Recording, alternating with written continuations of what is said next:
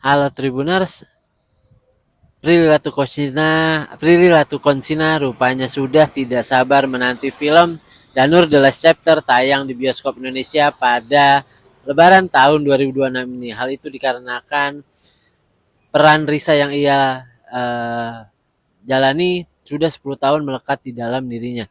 Sejak terhitung menjalani proses syuting di tahun 2015 sampai akhirnya proses syuting film Danur Universe terakhir pada tahun 2025 dijalani dengan totalitas dengan rasa penuh kasih sayangnya terhadap peran Risa. Di sisi lain, banyak sekali adegan-adegan menantang yang dilewati oleh Prilly Latukonsina dalam menjadi Risa.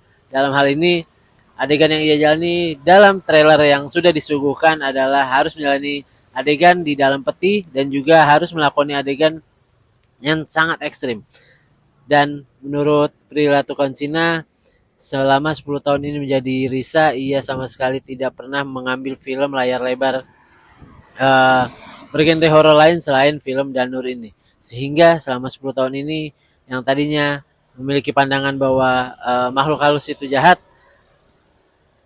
pemikiran itu bergeser sampai akhirnya Prilly Latukonsina menganggap para hantu ini adalah hantu yang baik. Berikut keterangan dari Prilly Latukonsina. Ini Danur ini untuk IMAX jadi layak gitu untuk kita nonjolkan di IMAX supaya bisa ada experience yang sangat istimewa. Perasaannya setelah akhirnya Danur ini akan selesai di kelas chapternya dan akan tampil di IMAX. Perasaannya campur aduk karena karakter Risa adalah karakter terlama yang nempel di saya 10 tahun.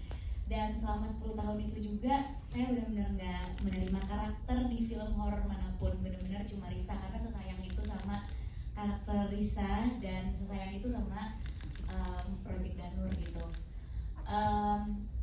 Dan Project Danur yang terakhir ini udah ditunggu-tunggu banget kan, dari yang ketiga, jaraknya lumayan lama, 6 tahun. Dan setiap tahun itu saya selalu menunggu, ini Danur mau ada lanjutannya gak ya, karena setiap ada tawaran yang datang pun, mau gak main film horor? Enggak deh, soalnya masih di Danur. Orang jadi nanya kan, emangnya Danur mau ada lagi? Emang Danur mau kapan syuting? Dan hari untuk beneran ada syuting Danur tuh bener-bener hari yang saya tunggu gitu. Kayak, kapan nih syuting Danur lagi? Ada gak ya? Dan akhirnya tiba-tiba Pak Manoj kabarin, kita mau bikin Danur dan ini The Last Chapter. Itu rasanya kayak, wah pas banget 10 tahun akhirnya karakter Risa menemani saya gitu. Terus pas baca skripnya, pertama reaksinya beda-beda. Pertama reaksinya kayak, astagfirullahaladzim, ini gimana syutingnya? Karena bisa dilihat ya, kepala saya tadi putus gitu ya. Terus saya di dalam peti. Jadi kayak, ya Allah gimana syutingnya? Malah syutingnya tadi dari Februari ya Pak, sampai Oktober itu puasa. Sampai batal gak ya nih puasa saya syuting ini gitu kan.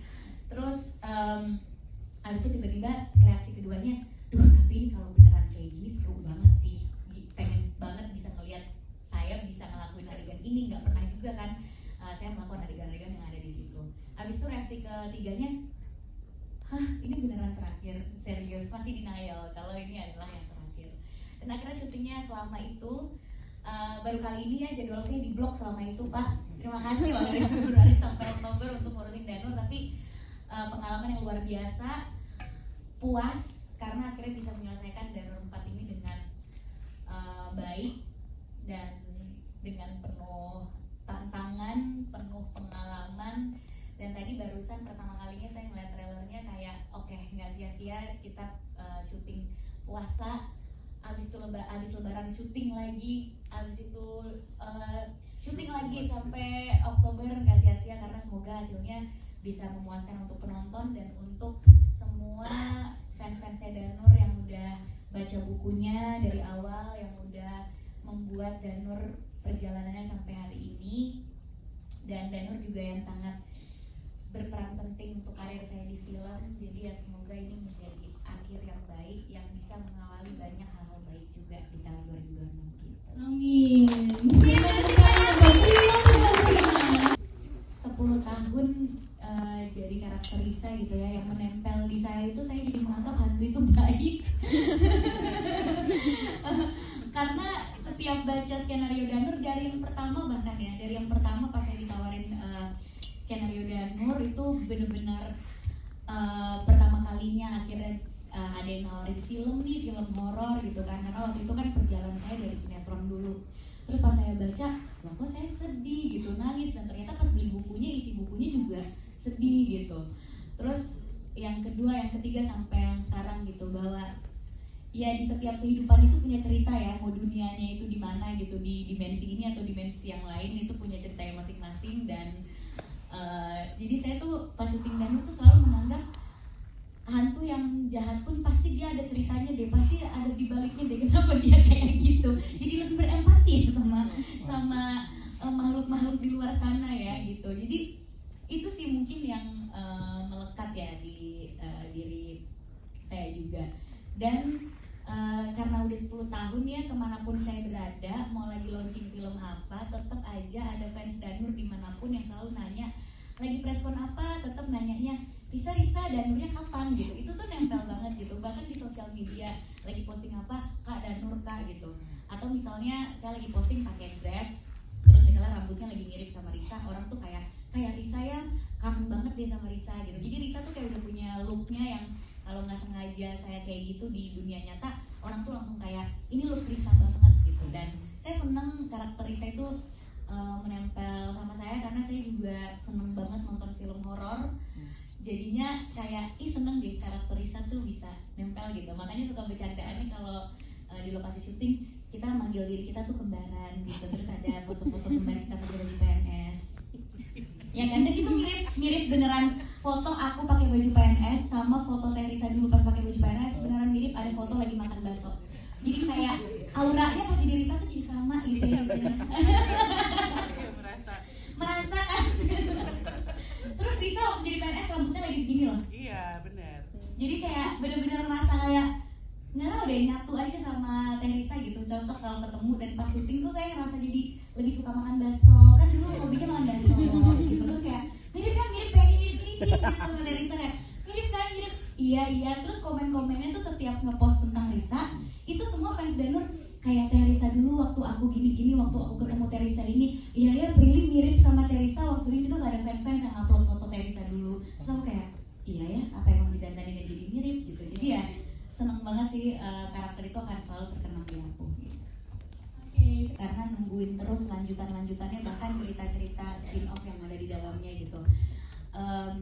Agak nyangka sedikit karena penggemar bukunya banyak, tapi nggak nyangka ternyata si penggemar buku itu bisa terus bertumbuh menjadi penggemar penonton Danur juga di bioskop gitu, yang akhirnya sukses. Dan itu bukan hanya mempengaruhi karir saya, tapi pada saat itu saya ingat sekali 10 tahun lalu film horor itu lagi nggak terlalu baik lah pada saat itu keadaannya.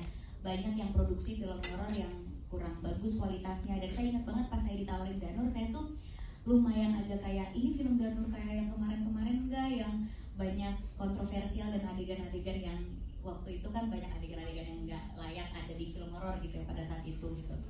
Saya takut saya nggak bisa adegan gitu, dan gini enggak kok, ini beda. Dan akhirnya ternyata film Danur itu menjadi awal lagi film horor bisa diproduksi dan berkualitas. Enggak ada image horor ecek-ecek zaman dulu yang kalau film horor pasti ada adegan-adegan gimananya nih, kalau film horor pasti nggak berkualitas. Tapi setelah Danur banyak film-film horor yang bagus-bagus sampai hari ini gitu. Jadi Danur bukannya hanya berpengaruh untuk karir saya, tapi menurut saya juga pada film horor yang lain, alhamdulillah jadi banyak produser yang berani untuk ayo film horor masih ada peminatnya kok, karena kan pada saat itu lagi mendem film horor ya. Dan pasti mempengaruhi karir saya juga, karena saya waktu itu dari sinetron nggak banyak yang yakin kalau saya bisa acting, karena pada saat itu 10 tahun lalu stigma bahwa aktor sinetron itu nggak pantas di film ada loh, nggak kayak sekarang. Kalau sekarang kan semua punya kesempatan yang sama ya mungkin. Kalau dulu tuh kalau dari sinetron terus ke film orang banyak ragu. Saya banyak baca komentar itu di sosial media gitu. Tapi kan dia pemain sinetron, emang bisa main film, kan beda. deserve ada tempat di film. Tapi karena Danur banyak yang nonton dan ternyata film horor yang juga menawarkan sesuatu hal yang berbeda, akhirnya akhirnya banyak yang nggak ngaruh kok mau aktor sinetron atau film kalau emang dia berdedikasi untuk acting, belajar dan terus pengen improve, ya selalu semua orang berhak punya tempat gitu. Jadi itu sangat mempengaruhi, menurut saya mempengaruhi film horor pada saat itu, karir saya, dan juga bagaimana stigma bahwa ada yang mengkotak-kotakan aktor sinetron, aktor series, atau film itu bisa hilang gitu. Semua aktor sama, tergantung bagaimana dia berdedikasi di dalam satu proyek tersebut gitu. Tepuk tangan dong. Jangan lupa subscribe ya.